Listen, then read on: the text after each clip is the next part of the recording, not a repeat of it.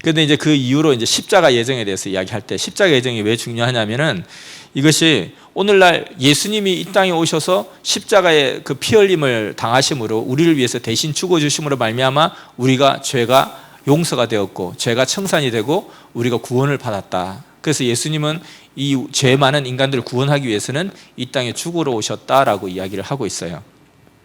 그런데 전지전능하신 하나님이 꼭 자기 아들을 그렇게 죽여야만 인간의 죄를 사해 줄 수 있단 말인가 하는 의문을 갖게 되죠. 과연 예수님은 죽으러 오신 것인가? 그 죽으러 온 것이 정해진 예정인가? 이거에 대해서 이제 십자가의 죽음에 대해서 정해진 것인지 아닌지에 대해서 한번 살펴보는 시간입니다. 앞서 예정론에서 이야기할 때는 인간의 운명을 정해놓지 않았다. 정해놓았다면 가장 좋은 것으로 정해놓았다. 그런데 정작 우리 하나님의 아들 된 예수님을 죽으러 보내셨다. 죽기 위해서 이 땅에 왔다. 이것이 과연 맞는 이야기냐 하는 것이죠. 전능하신 하나님이 꼭 아들을 죽여야만이 인간의 죄를 용서할 수 있고 인간을 구원할 수 있단 말인가? 어떤 부모가 자식의 운명을 쓰린 꼴로 짜는 부모가 있을까?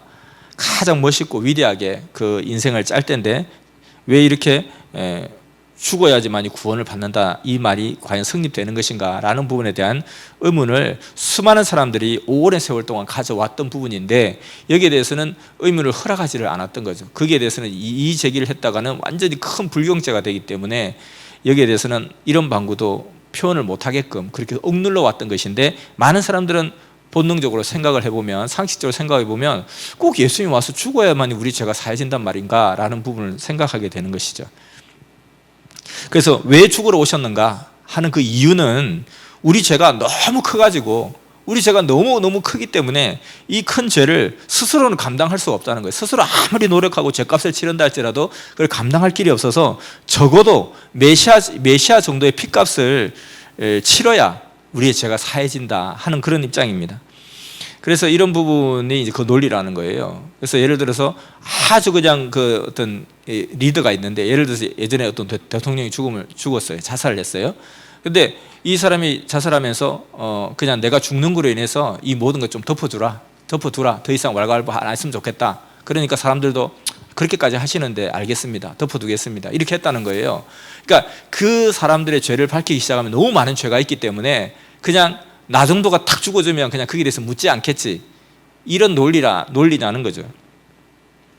그래서 만약에 십자가의 그 대속함을 치름으로 인해서 죄가 사해진다면 이미 예수님이 십자가의 그 죗값을 치르기 전에 누가복음 5장 20절에 보면 너 죄를 사함을 받았느니라. 예수님은 십자가의 그 피 흘림을 하기 전에도 이미 죄를 막 사해주는 그런 내용들이 많이 있습니다. 마가복음 2장 10절에도 인자가 땅에서 죄를 사하는 권세가 있는 줄로 너희에게 알게 하려 하노라 하면서 예수님은 십자가 지기 전에도 자꾸 죄를 막 사해 주세요. 이렇게 죄를 사해 주시면 되지 굳이 당신이 죽어야만이 죄가 사해지는가 하는 부분에 대해서는 의문을 가지게 되고, 그리고 대표적으로 보면 마태복음 26장 24절에 보면 이제 예수님이 유대인들이 예수님을 몰라보고 막 죽이려고 그렇게 하죠. 만약 알았더라면 죽이려고 했겠냐는 거예요. 모르니까 메시아가 아니라고 생각하는데 자꾸 메시아라고 주장하니까 우리가 그렇게 사랑하는 하나님을, 그 크신 하나님을 망령되게 일컬었다, 욕되게 일컬었다 생각해서 저놈을 살려둘 수 없다 해서 죽이려고 했던 입장이었고, 그렇게 죽이려고 했는데 예수님이 일단은 자신의 일을 더 할 수가 없기 때문에 사마리아로 피신을 하게 되고, 그 사마리아에서 있다가 결국은 예루살렘에 돌아오셔서 죽음을 당하는데, 그때 그 신고하고 고발한 자가 누구냐? 바로 가룟 유다였다는 거예요. 제자였던 가룟 유다가 내가 내일 예수님을 만나는데 나를 따라오시오. 그리고 내가 그의 볼에다 키스를 하면 그가 바로 그 사인을 알고 그를 잡으시오라고 이제 결국 가룟 유다가 예수님을 배반한단 말이에요. 그 상황을 예수님께서 미리 아시고 마태복음 26장 24절에 보면 인자를 파는 자에게로 화가 있을지니라, 인자는 인자의 기록된 길로 가거니와 저는 차라리 태어나지 않았으면 좋았을 뻔했다라고 이야기하거든요. 그러니까 그 가룟 유다가 예수님을 배신해서 예수님을 죽게 하는 어떤 거기에 일조하는 것에 대해서 이건 정말 잘못된 일이고 원치 않는 일이고 해서는 안 되는 일이고 이것은 정말 태어나지 않았으면 더 좋았을 뻔했다라고 이야기를 하거든요. 만약에 예수님께서 이 땅에 오셔서 우리 인간의 죄가 너무 크기 때문에 그 죄를 다 사할 수 없어서 메시아의 피값으로 그 죄가 사해진다면 예수님은 태어나자마자 최대한 빨리 돌아가셔야 돼요. 최대한 빨리 돌아가셔야지 목적을 이루는 거잖아요. 그런데 예수님은 33세까지 존재를 하셨죠. 그런데 이 33년이 지나기 전에 만약에 태어나자마자 1살 때에 돌아가셨더라면 벌써 32년 전에 이제 그 뜻을 이룬 거 아니에요. 그 인생 가운데 정말 32년 전에 먼저 그 역사를 이룰 수 있었다면 예수님은 최대한 빨리 돌아가시는 게 더 뜻이고 어쩌든지 간에 죽을 기회를 찾아야 되는데 문제는 아무도 예수님을 죽여주는 자가 없다는 거예요. 근데 가룟 유다가 그것을 알았는지 예수님을 팔고 죽음의 길로 이렇게 내몰게 될 때 가룟 유다야, 네가 정말 내 뜻을 아는구나. 정말 너 덕분에 내가 사명을 이루게 되었다. 잘했다. 그래야 될 텐데 가룟 유다 보고 굉장히 많이 심정 상하는 비판을 하게 하신다는 거예요. 그래서 이것은 예수님이 원치 않았다는 거예요. 그리고 가룟 유다가 한 행위는, 예수님이 돌아가시게 한 그 행위는, 원인 제공한 것은 잘못된 것이다라는 반증이 될 수도 있다는 거예요. 그래서 예수님께서 만약에 죽으러 오셨다면 왜 이런 이야기를 했을까? 오히려 베드로를, 그 가룟 유다를 칭찬했어야 되고 가룟 유다에게 오히려 그렇게 잘했다고 해야 되는데 이것은 책망하신 것이 나오게 되고, 그리고 마태복음 26장 39절에도 보면 이때 말씀하시기를, 이제 예수님께서 내일이면 이게 잡힐 것을 아시고 미리 예견하시고 마지막 그 결단의 기도를 드리는 장면에 겟세마네 동산에서 기도하는 장면이 나오죠. 그 겟세마네 동산에서 기도할 때 그 12제자를 다 데리고 간 것이 아니라 그 12제자 중에서 그래도 가장 심정을 아는 수제자 3명을 딱 데리고 와서 기도를 하는 장면이 나옵니다. 그 기도를 할 때에 예수님께서 강력히 이야기한 것이 정말 이 잔이 내게서 지나가게 해달라는 그런 기도를 하게 되죠. 이 잔은 뭐 술잔을 돌린다는 뜻이 아니라 지금 내가 죽을 수밖에 없는 이 상황이 지나갔으면 좋겠습니다. 근데 그러나 내 뜻대로 마옵시고 아버지 뜻대로 하시옵소서, 이렇게 이야기하게 되는 거죠. 그래서 결국은 예수님께서 죽을 수밖에 없는 상황 속에서 처했을 때에 간절한 기도는 이 죽을 수밖에 없는 상황이 아니었으면 좋겠다는 거예요. 이 잔이 지나갔으면 좋겠다는 거예요. 그래서 이것은 결국은 예수님은 죽는 것이 뜻이 아니었다는 거죠. 예수님이 죽는 게 뜻이 아니었는데, 그러나 이 상황에서 내가 꼭 죽어야 된다면 나는 그 길을 가겠습니다. 두렵지 않습니다. 그 길을 가겠습니다. 그러나 내가 죽는 것이 뜻이 아니라고 예수님이 이야기를 하신다는 거예요.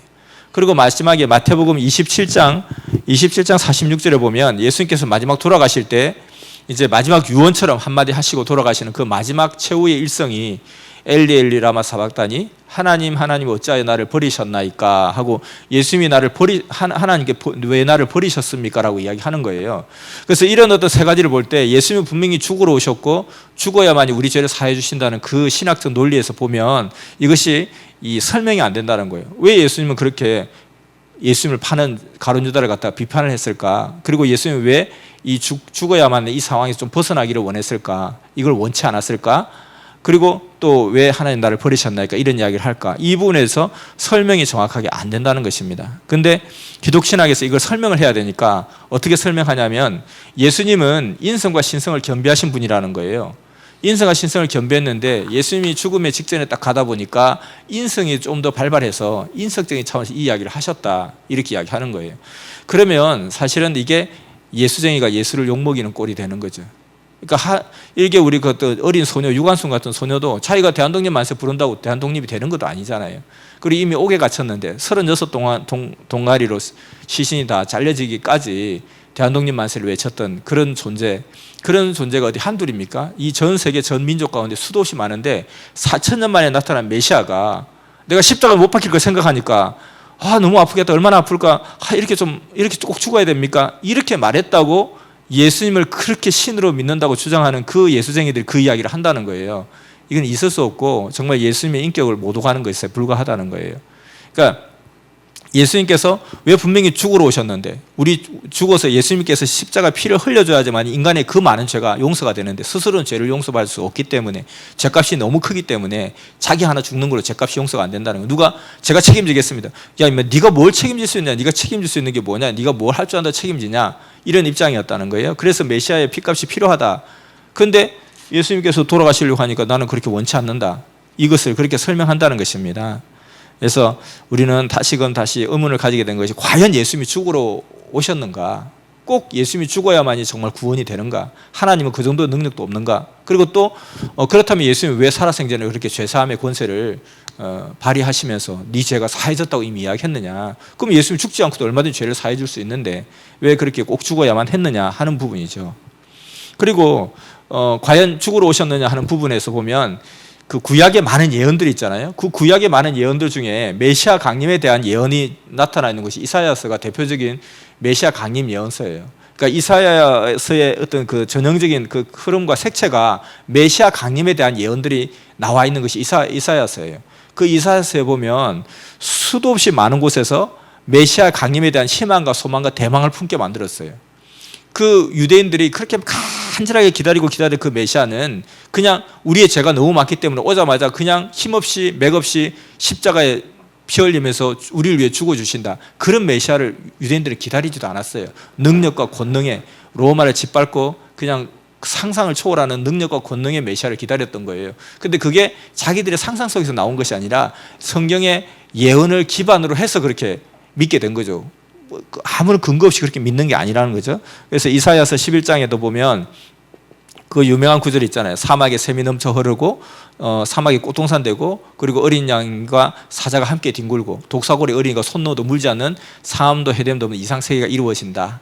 그리고 이사야서 32장에도 그가 열면 닫을 자가 없고 그가 또 닫으면 열 자가 없고 그리고 9장 6절에도 이사야서 전장에 걸쳐서 보면 메시아가 오면 어마어마한 일들이 일어난다는 이런 소망과 희망을 가지고 메시아를 기다렸던 거예요.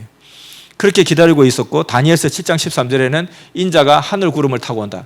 인자가 메시아가 오면 구름 타고 쫙 나타난다는 거예요.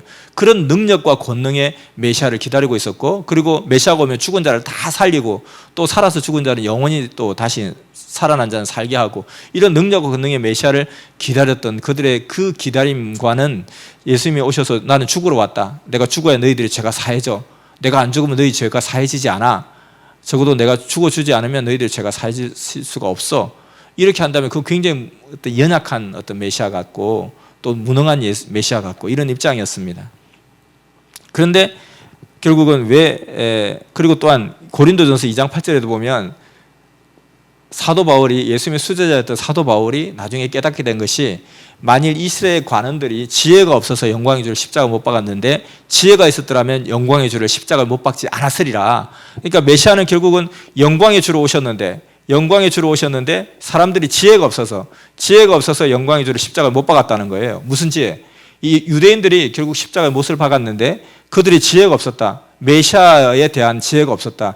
예수님이 메시아인 것을 몰랐다는 거예요. 예수님이 메시아인 것을 알았더라면 영광의 주를 십자가에 못 박았겠냐는 거예요. 설사 만약에 논리가 그래도 너희들은 못을 박아야 돼. 어떤 메시아를 어떻게 못을 박습니까? 우리를 위해서 어떻게 죽일 수 있습니까? 그래야 너희들 죄가 사해지는 거야. 그게 예수님이 원하는 거야. 그게 예수님이 정말 바라는 거야. 정말 예수님을 원한다면 너희들이 예수님을 죽여줘. 이렇게 한다 할지라도 차마 못 죽일 거예요. 어떻게 죽여요? 메시아인데. 그러니까 네가 엄마를 죽여야 엄마의 어떤 그 간을 빼가지고 네가 간 이식을 할 수 있어. 그러니까 엄마를 죽여. 그게 엄마가 원하는 거야. 진정 엄마가 원하는 게 그거니까 네가 엄마를 생각한다면 엄마를 푹 찔러 죽여. 그렇게 하는데 찔러 죽이는 그 선량한 자녀가 어디 있겠어요. 근데 메시아를 누가 그렇게 하겠어요. 그러니까 결국은 몰랐으니까 죽였지. 메시아가 아니라고 생각하니까 죽였지. 심지어는 하나님을 모독하고 메시아를 갖다 파는 그런 가짜 메시아라고 생각하니까 사탄의 자식이라 생각하니까 죽인 거지. 어떻게 메시아인 것을 알면서 죽였겠냐. 그것은 아니다. 몰라서 죽였다. 그리고 요한계시록 5장 6절에는 이야기하기를 어린 양이 일찍 죽음을 당하셨다 이런 이야기도 있어요. 그래서 이런 모든 것을 볼 때 예수님이 과연 죽으러 오셨는 것이 아니다는 거죠. 죽으러 오셨다면 예수님께서 이렇게 이야기를 할 이유가 없고 가룟 유다에게 칭찬을 했어야지. 왜 가룟 유다를 그렇게 책망을 하고 그것도 너가 차라리 태어나지 않았으면 좋았을 뻔했는데 이게 가장 큰 저주가 될 수 있잖아요. 그러니까 너가 왜 태어났니? 태어나지 말지. 너는 태어나지 않은 게 더 좋았을 뻔했어. 너는 세상에 존재하지 않는 게 더 유익이야. 이것은 메시아가 그렇게 이야기했을 때 가장 가슴 아픈 이야기죠. 그런데 결국은 그렇게 이야기할 수 있는 것은 분명한 것은 예수님이 죽는 것이 뜻이 아니었다. 그리고 우리 인간의 기본 상식, 본능적인 상식을 통해서 볼 때 굳이 전능하신 메시아가 굳이 자기가 죽어야 돼 죄사함을 받는다. 그런 논리가 세상에 어디 있느냐. 그러면 오자마자 빨리 죽었어야지. 그런데 스스로 죽으면 자살이라 그건 의가 안 되니까 누가 죽여서 죽임을 당해야 되는데 아무도 죽여주지 않는 거예요. 수제자 베드로도 그걸 모르고 그냥 예수님 자꾸 그냥 받들기만 하고 예수님 죽일 생각 안 하고. 근데 가룟 유다가 내가 당신을 팔아서 죽이게 하겠다 하니까 정말 그러면 잘했다 가룟유다 해야 되는데 가룟유다 보고 책망을 심히 깊이 하고, 그리고 마지막 죽음의 직전에서 이 죽음의 이 상황이 지나가면 안 되겠습니까? 꼭 이렇게 죽어야 되겠습니까? 라고 기도했던 그런 장면들, 이걸 보게 되는 거죠. 근데 이렇게 논리적으로 정말 맞지도 않는 이런 어떤 얼토당토 않는 이야기들을 기독교 신학자들도 바보 멍청이가 아닌데 왜 그렇게까지 주장하고 있을까? 그리고 기독교 신학을 믿는 사람들이 다 생각이 없는 사람들도 아닌데 왜 이걸 그대로 믿고 따라갈까? 그 나름대로 예수님이 죽으러 오셨다는 논리가 있다는 거죠.